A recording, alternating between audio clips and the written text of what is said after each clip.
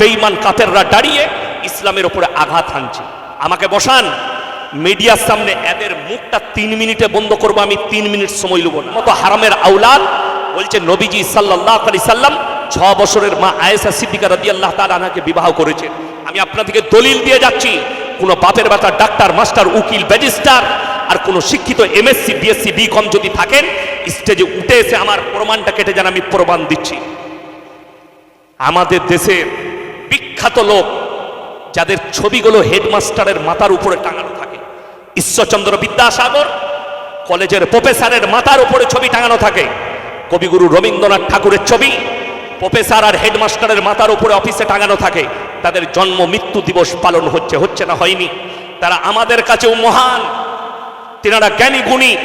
বঙ্কিমচন্দ্র চট্টোপাধ্যায়, তিনার ছবিও মাথার উপরে, সতেন্দ্রনাথ বসু মাথার উপরে ছবি থাকে। আপনার জানা আছে নবীজি সাল্লাল্লাহু আলাইহি সাল্লাম 6 বছর বয়সে মা আয়েশা সিদ্দিকা রাদিয়াল্লাহু তাআলা আনহাকে বিবাহ করেছেন। 9 বছর বয়সে সংসার শুরু করেছেন। আল্লাহর নবী 11টা বিবাহ করেছেন, তার মধ্যে 10টা বিধবাকে, জোরে বলুন সুবহানাল্লাহ, 10টা বিধবাকে নবীজি দেখিয়েছেন। বিধবাটা ডাস্টবিনে ফেলার জন্য নয়, জিনা করার জন্য নয়, রাস্তায় ঘুরে বেড়াবার জন্য নয়। অনেকজন এতেরাজ করছে, আমি বলিনি। একজন বাবা আছে খুব সুন্দর কথা বলে, ধীরেন্দ্র শাস্ত্রী, বাগেশ্বর ধাম বাবা। তাকে একজন প্রশ্ন করছে, আরে বাবা শ্রী কিষানজি কে কিতনে পত্নিয়া থी? তিনি উত্তর দিচ্ছেন 16,108 বিবিয়া থी। 16,108টা বিবি ছিল শ্রী কিষানজির। আমরা তার বিরুদ্ধে বলতে পারি না, যে বলবেন অপরাধ করবেন। ওয়ালা তাসুব্বুল্লাযীনা ইয়াদউনা মিন দুনিল্লাহি ফায়াসুব্বুল্লাহ আদওয়াম বিগাইরি ইলম। এই কথাটার উপরে প্রত্যেকটা মুসলমানকে আমল করতে হবে যদি মুমিন হয়ে থাকে। কেন? আল্লাহ তাআলা বললেন, তোমরা কারো দেবদেবীকে গালি দিও না, কারো ধর্মকে গালি দিও না। শ্রী কিষানজি 16,108টা বিবাহ করেছেন। সেই সম্পর্ক, সেই ব্যাপারটা তিনি জানবেন, সেটার উপরে কারোর অভিযোগ করা যাবেন না। তিনারা মহান মানুষ ছিলেন, কেন করেছেন, কি ব্যাপারে করেছেন, এর উপরে কি ব্যাখ্যা আছে, তিনাদের ধর্ম দিয়ে যারা চর্চা করে তারাই বলবেন। আল্লাহ নবী সাল্লাল্লাহু আলাইহি সাল্লাম 11টা বিবাহ করেছে। তোমাকে কে সমালোচনা করার অধিকার দিল যে রসুলের বিরুদ্ধে আঙ্গুল তুলবে? আল্লাহ নবী 6 বছর বয়সে মা আয়েশাকে বিবাহ করেছেন, 9 বছর বয়সে সংসার শুরু করেছেন। খুলেন, পেজ খুলেলেন, ঈশ্বরচন্দ্র বিদ্যাসাগর ইতিহাস খুলে দেখলেন, তিনি যেদিনে বিবাহ করেছেন তিনার স্ত্রীর বয়স ছিল মাত্র 7 বছর। কত বললাম? 7 বছর। কবিগুরু রবীন্দ্রনাথ ঠাকুর যেদিনে বিবাহ করেছেন তিনার স্ত্রীর বয়স ছিল 11 বছর। সব থেকে কম বয়সে বিবাহ করেছেন বঙ্কিমচন্দ্র চট্টোপাধ্যায়, যেদিনে বিবাহ করেছেন ওনার স্ত্রীর বয়স ছিল মাত্র 5 বছর।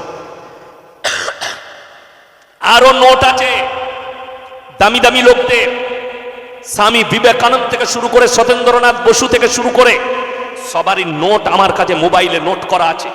আপনি অবাক হবেন, ইনারা কেউ সব কম বয়সী মেয়েদিকে বিবাহ করেছেন, কিন্তু কেউ তাদের ওপরে আমাদের কোনো অভিযোগ নাই। এটা মাথায় রাখবেন। ঈশ্বরচন্দ্র বিদ্যাসাগর কেন একজন 7 বছরের মহিলাকে বিবাহ করলেন, এটার উপরে যে এতরাজ করবেন সে অপরাধী। আলহামদুলিল্লাহ, এটার বিরুদ্ধে বলার ক্ষমতা কারণ নেই, আমরা বলতে চাই না। কিন্তু নবীজির ওপরে নূপুর শর্মার মতো হারামের আওলাদ, তোমার যদি হিম্মত থাকে তুমি একবার বঙ্কিমচন্দ্র চট্টোপাধ্যায়ের জন্য বলে দেখাও। আর কলকাতায় যতগুলাই নাজিয়া ইলাই খানের মতো হারামের আওলাদ, हमारे पास दलील ले लो, দলিলটা নিয়ে নাও। আর তুমি কালকে মিডিয়ার সামনে এটা প্রমাণ করে দেখাও, এটার ব্যাখ্যা দাও কেন বঙ্কিমচন্দ্র চট্টোপাধ্যায় 5 বছরের একটা মহিলাকে বিবাহ করেছিল। তাহলে রসুল একটা পেয়ে যাবে, আল্লাহ নবী 1400 বছর আগে, আর এরা কতশো বছর আগে তুমি হিসেবটা করো। এদের লজ্জা শরম হওয়া দরকার। শুনে রেখে দেন, আল্লাহ রসুল সাল্লাল্লাহু আলাইহি সাল্লামকে একজন কাফের মুনাফিক গালি দিলেন। নবীজি উত্তর কি দিলেন জানেন? যে তুমি যখন আল্লাহর রসুলকে গালি দিচ্ছ তুমি নিশ্চয়ই হারামের আওলাদ। সঙ্গে সঙ্গে সে ছুটেছে কোথায়? বাড়িতে। সেই লোক, সে বেঈমান, বাড়ি ছুটেছে নিজের মায়ের কাছে। মা, আল্লাহ নবী তার দেখুন, সে কাফের বেঈমান, কিন্তু তার এটা বিশ্বাস যে নবী যখন বলেছে কথা মিথ্যা হবে না। জোরে বলুন সুবহানাল্লাহ। একটা কাফের বিশ্বাস যে নবী যখন বলেছে এটা মিথ্যা নয়। সে তার মায়ের কাছে ছুটে গিয়ে বললে, মা, আমি মুহাম্মদ সাল্লাল্লাহু আলাইহি সাল্লামকে গালি দিয়েছি, তিনি উত্তরে বলেছেন, তুমি যখন আল্লাহর রসুলকে গালি দিয়েছো তুমি নিশ্চয়ই হারামের আওলাদ, এটার ব্যাখ্যা তোমার কাছে জানতে চাই। তিনার মা বললেন, বাবা সত্য করে বলছি, মোহাম্মদ যেটা বলেছে এটা সত্য কথা।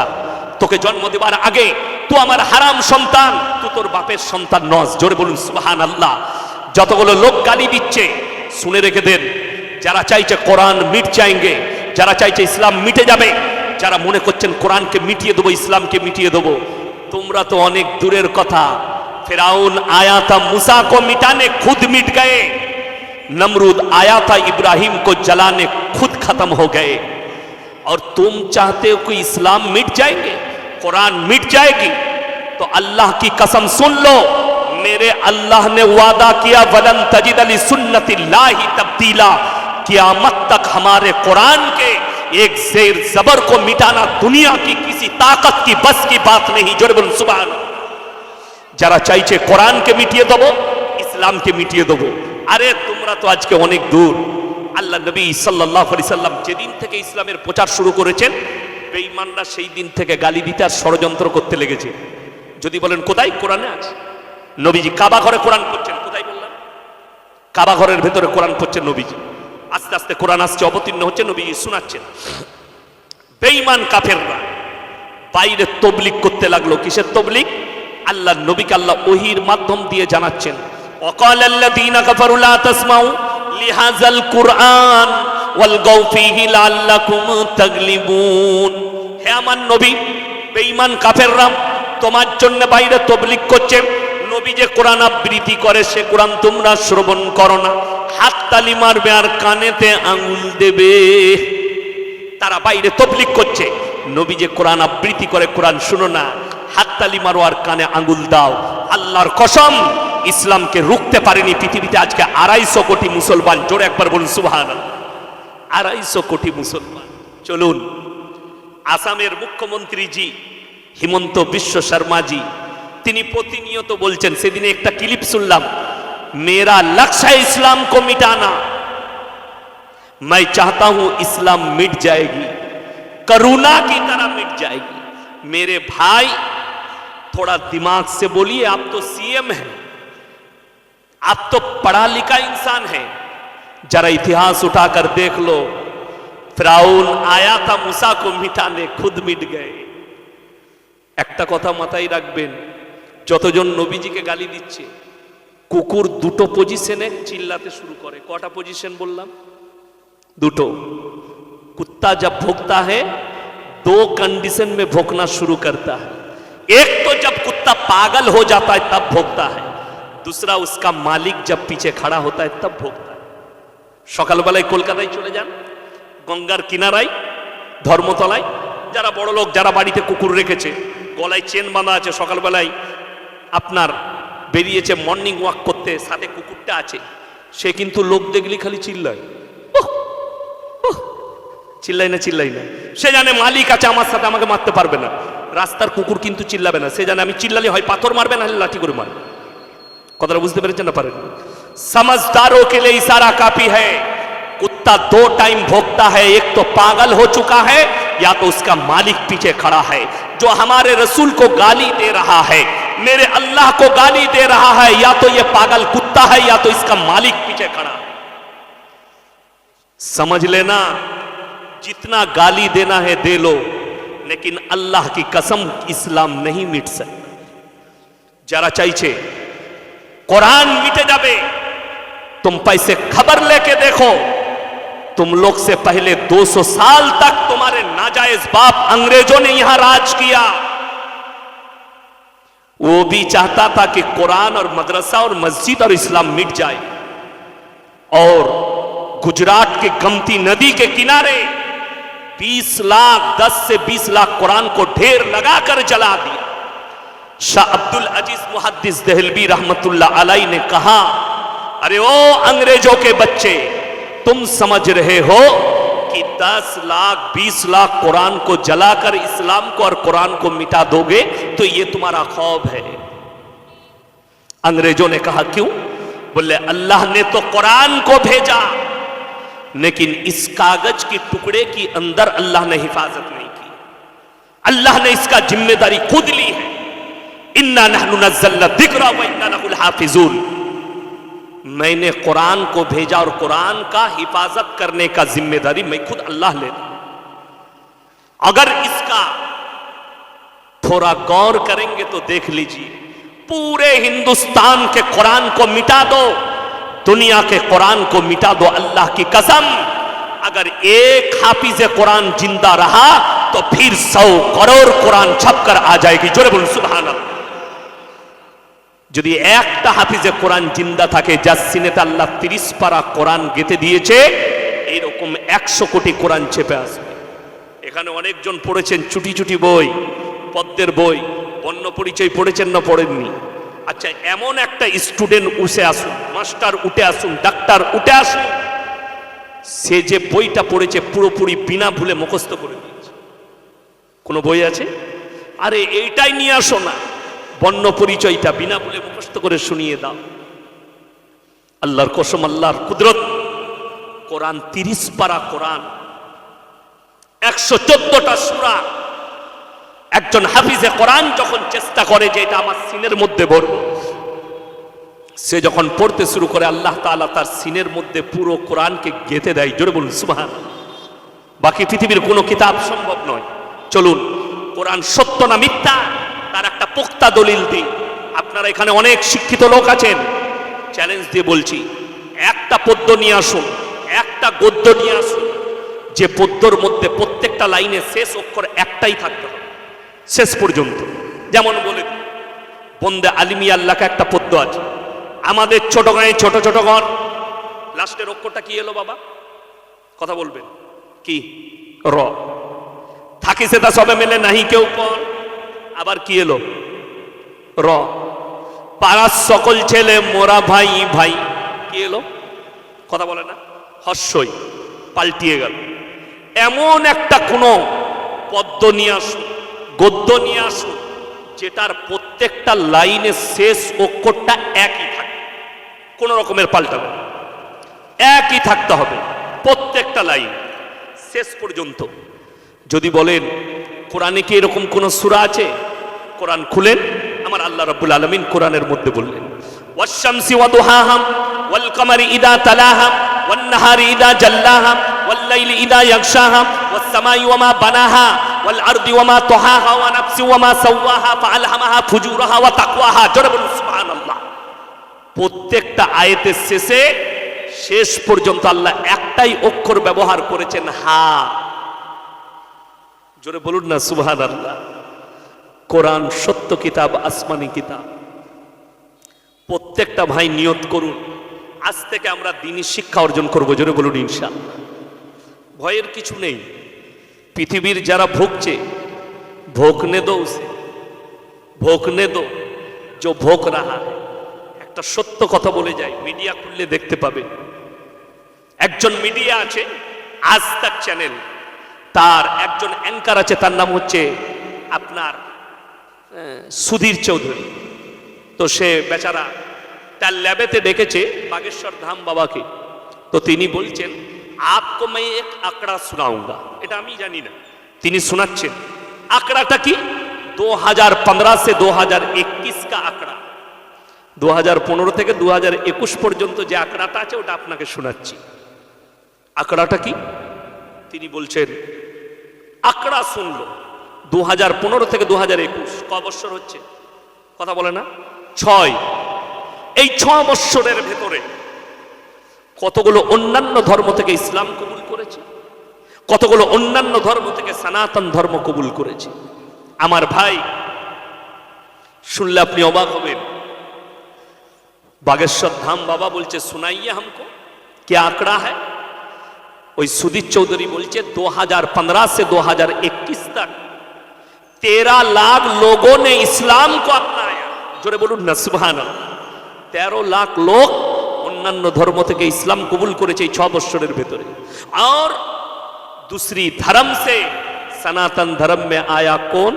कितने लोग? 30,000 लोग 6 साल के अंदर। इसका अंतर कितना है? बाबा बोलते हैं आसमान और जमीन का अंतर है। आसमान और जमीনের फरक। বড় কষ্ট লাগে। ইসলাম এত খারাপ, এত নোংরা, ইসলাম এতটা খারাপ যে মাহমুদ আলীর মতো বক্সিং ফাইটার পৃথিবী শ্রেষ্ঠ, ইসলাম কবুল করে নিল। জোরে বলুন না সুবহানাল্লাহ। ইসলাম এত খারাপ, মৃত্যুর আগে পৃথিবীর শ্রেষ্ঠ ব্রেক ড্যান্সার মাইকেল জ্যাকসন ইসলাম কবুল করে নিল। ইসলাম এত খারাপ, পাকিস্তানের ক্রিকেটার ইউসুফ ইউহানা খ্রিস্টান থেকে মোহাম্মদ ইউসুফ হয়ে গেল। ইসলাম এত খারাপ, পৃথিবীর বড় বড় গায়ক আর আর্টিস্ট আর বৈজ্ঞানিকরা ইসলামের ছায়াতলে আসছে, কবুল করছে। আমার ভাই, গালি যত দিবে তত লাভ। শুনে রেখে দে, যে জিনিসের চর্চা বেশি সেই জিনিসের দাম বেশি। এখন গোটা পৃথিবীর মাথা ব্যথা কি নিয়ে? মুসলিম, ইসলাম, দাড়ি, টুপি, নামাজ, রোজা, মসজিদ, মাদ্রাসা, এটা হচ্ছে সমস্যা। আমি আপনাদেরকে অনুরোধ করে যাচ্ছি, আল্লাহর রসুল সাল্লাল্লাহু আলাইহি সাল্লাম জীবনে নামাজ ছাড়েননি। যুদ্ধের ময়দানে সাহাবীরা নামাজ আদায় করেছেন, আল্লাহ ফাতেহ দিয়েছে। অনুরোধ করছি, নামাজ কেউ ছাড়বো না। জোরে বলুন ইনশাআল্লাহ। আজকে আমাদের মুসলিম যুবকের ওপরে দুঃখ লাগে।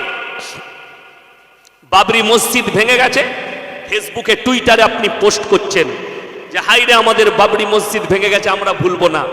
হে মুসলমান যুবক, তুমি কাঁদছো বাবরির জন্য, তোমার মসজিদ কাঁদছে তোমার জন্য, তুমি জীবনে নামাজ পড়ো না।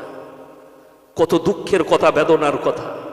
তুমি তোমার ঘরের পাশে আল্লাহর ঘরে ডাকে সাড়া দাও না, আর তুমি বাবরির জন্য কাঁদছো তুমি ফেসবুক টুইটারে। তুমি আল্লাহকে কি জবাব দেবে তুমি ভেবে দেখো।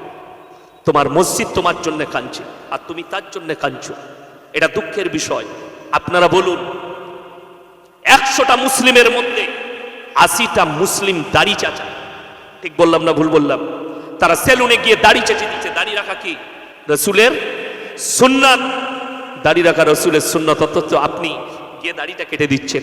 আমাদের দেশে ডিফেন্সে চাকরি করে পাঞ্জাবিরা, পুলিশের চাকরি করে পাঞ্জাবিরা, তাদের পাগড়িও সরকার খুলতে পারেনি, তাদের দাড়িটাও কাটতে পারে।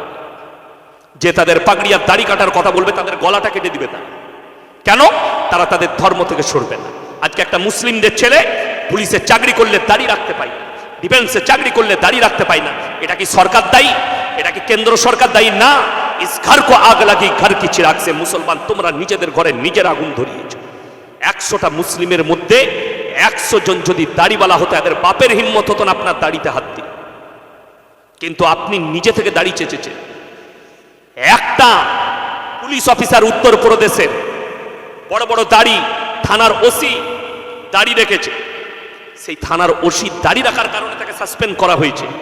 যোগী আদিত্যনাথ সরকার তাকে সাসপেন্ড করেছে, দাড়ি কেটে থানায় যোগদান করেছে। আপনি অবাক হবেন, গোটা ভারতের মুসলিম যুবকরা, মুসলমান না, টুইট করেছে, যোগীজিকে বলেছে এটা ইসলামের দুশ্মন। যদি একটা মুসলিমের দাড়ি চেঁচে, একটা পুলিশ অফিসারের দাড়ি চেঁচে, যদি যোগী দুশ্মন হয় মুসলমানের, 80টা মুসলমান সেলুনে গিয়ে বসে নিজের দাড়ি যাচ্ছে, এরা কার দুশ্মন আমি তোমাদের কাছে জানতে চাই। কথাটা বুঝাতে পারলাম? আমি গুদা বাংলায় বয়ান করছি, শুদ্ধ বাংলায় নয়। আপনি নিজের ঘরে নিজের আগুন ধরিয়েছেন। আপনাকে নামাজে কেউ বাধা দেয়নি, রোজাতে কেউ বাধা দেয়নি। আজকে নামাজ রোজা না থাকার কারণে নামাজ ফরজ, অথচ আপনাকে দেখিয়ে দেবো এরা নামাজের গুরুত্ব দেয় না। রোজা রাখা ফরজ, রোজার গুরুত্ব নেই। যেগুলো ফরজ ইবাদত, এটার গুরুত্ব নেই। আর আপনাকে দেখিয়ে দিচ্ছি যেগুলো ইসলামের অঙ্গ নয়, করাটা ভালো কাজ, এইটাতে মানুষ গুরুত্ব দিয়েছে। হাওড়া জেলায় দেখিয়ে দেবো নাচতে পাই বলে, ড্যান্স করতে পাই বলে, ডিজে বাজাতে পাই বলে 12ই রবিউল আউয়ালে ড্যান্স করে জুলুস বার করছে, অথচ এক ওয়াক্তের নামাজ পড়ে না। কেউ যদি বাপের বেটা মৌলবি বলতে পারে জুলুস বার করা ফরজ, জুলুস বার করা সুন্নত, জুলুস বার করা নফল, জুলুস বার করা ওয়াজিব, আমি আর জীবনে সমাজের বুকে বক্তব্য দেবো না। অথচ হাওড়া জেলার বাগনানে মুসলিমদের ছেলেরা ডিজে বাজিয়ে ড্যান্স করেছে 12ই রবিউল আউয়াল। আমি হারাম বলার কারণে কোলাঘাটের কাছে বাগনানে আমাকে প্রশ্ন দিয়েছে 4-5টা যুবক স্টেজে। কি বলছে? আপনি বলেছেন জুলুস বার করা যাবে না, দলিল কোথায় আছে? আমি তো রসুলের মহব্বতে জুলুস বার করি। মাশাআল্লাহ, খুব ভালো, রসুলের মহব্বতে জুলুস বার করো, নবীজির মহব্বতে জুলুস বার করো, মেনে নিলাম। আমি বললাম এসার নামাজ ক রাকাত পড়েছো? ফরজ নামাজ। আপনারা বলুন এসার ফরজ নামাজ ক রাকাত? 4 রাকাত। আমি যদি আজকে ফতোয়া দিয়ে যাই এখানে হাওড়া জেলায়, কাল থেকে আল্লাহর মহব্বতে 6 রাকাত পড়বে, আপনারা কি চাইবেন? কথা বলে না? কি চাইবেন? হবে নাটা কথা লয়। আমার কাছে আমি যদি জোর করে বলি পড়তে হবে, তা আপনারা আমার কাছে কি চাইবেন? দলিল চাইবেন না? কোরআন হাদিসের দলিল দেন। যদি 6 রাকাত আল্লাহর মহাব্বতে 2 রাকাত বেশি নামাজ পড়তে বলার কারণে আপনি পড়বেন না, দলিল চাইবেন, আর রসুলের মহাব্বতে আপনি জুলুস বার করবেন, আমি আপনার কাছে দলিল চাইতে পাবো না? কথাটা বুঝতে পেরেছেন না পারেননি? সাহাবীদের থেকে রসুলকে কেউ বেশি ভালোবাসতে পারে? কথা বলে না? সাহাবীদের থেকে মহাব্বত রসুলকে কেউ বেশি করতে পারে? কিয়ামত পর্যন্ত পারে না। তাইলে রসুল সাল্লাল্লাহু আলাইহি সাল্লামের সাহাবীরা আগে জুলুস বার করবে, ঠিক কিনা? কথা বলেন। যদি তিনারাও না করেন, তারপরে তাবিন, তাবে তাবিন, 4 জন ইমাম, ইমাম আবু হানিফা রাহিমাহুল্লাহ, ইমাম শাফি, ইমাম মালিক, ইমাম হাম্বল, এরা 4 জন কি নিজের জীবন দশায় কোনোদিন জুলুস বার করেছেন? 4 জন খলিফা, হযরতে আলী, হযরতে উসমানে গনি, হযরতে আবু বকর, হযরতে আপনার উমরে ফারুক রাদিয়াল্লাহু তাআলা আনহু, এই 4 জন আমিরুল মুমিনিন, ইনারা কি নিজের জীবন দশায় কোনো জুলুস বার করেছে নবীর জন্মদিনে? যদি কেউ দেখাতে পারে বাপের বেটা মৌলবি, আমি জীবন আর সমাজের বুকে বক্তব্য দেবো না। ইনারা নিজের জীবন দশায় বার করলো না, অথচ তুমি বলছো রসুলের মাহাব্বতে, এই মাহাব্বত করতে গিয়ে কালকে ড্যান্স করেছে আপনার এই বছরে বাগনানে মুসলিমদের যুবকরা ডিজে বাজিয়ে ড্যান্স করেছে। আমার বর্তমান টাউনে হিন্দি গান চাপিয়ে রসুলের নামে ঝান্ডা লেখা নিয়ে তারা ড্যান্স করেছে, আর বলছে এটা রসুলের মাহাব্বত। রসুলের মাহাব্বতে যদি ড্যান্স করতে হয় 12ই রবিউল আউয়াল, এটা ফরজ নয়, ওয়াজিব নয়, নফল নয়, অথচ হারাম করে 1 ওয়াক্তের নামাজ পড়ে না। আর রসুলের হাদিস, যার নামাজ নাই তার ইসলাম নাই।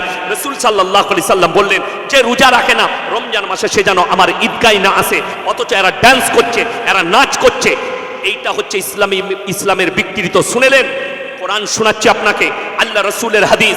আখরি জামানায় 1 শ্রেণীর আলেম বের হবে, যারা আমার কোরআনকে বিকৃত করবে, যারা আমার দ্বীনকে বিকৃত করবে, তারাই হবে জাহান্নামের প্রথম খোরাক। তাদেরকে আগে জাহান্নামে দাখিল করা হবে। 1 শ্রেণীর আলেম দিয়ে জাহান্নামের উদ্বোধন করা হবে। আমার মুসলমান ভাই, কান খুলে শুনেলেন, কোরআনে আছে, আমি ওই সমস্ত আলেমরা বিপদগ্রস্ত হবে, হুজুররা। কোরআনে আছে, ইন্নাল্লাযীনা ইয়াকতুবুনা মা আনজালাল্লাহু মিনাল কিতাব ওয়া ইয়াশতারুনা বিহি থামানান কালীলা উলাইকা মা ইয়াকুলুনা ফি বুতুনিহিম ইল্লান নার ওয়া লা ইউকাল্লিমুহুমুল্লাহু ইয়াওমাল কিয়ামাতি ওয়া লা ইউযাক্কিহিম ওয়া লাহুম আযাবুন আলীম। হে আমার নবী, পৃথিবীর মানুষকে বলে দাও, যারা আমার কোরআনের আয়াতকে লুকিয়ে দেয়, যে হুজুররা নিজেদের পেট চালাবার জন্যে তারা নিজেদের পেটেতে আগুন ছাড়া আর কিছু ভরে না, কিয়ামতের দিনে আল্লাহ তাআলা এদিকে কঠিন আযাবে মুবতালা করবেন, আল্লাহ কঠিন আযাবে আটকিয়ে দিবেন। ওই জন্য অনুরোধ করে যাচ্ছি, নামাজের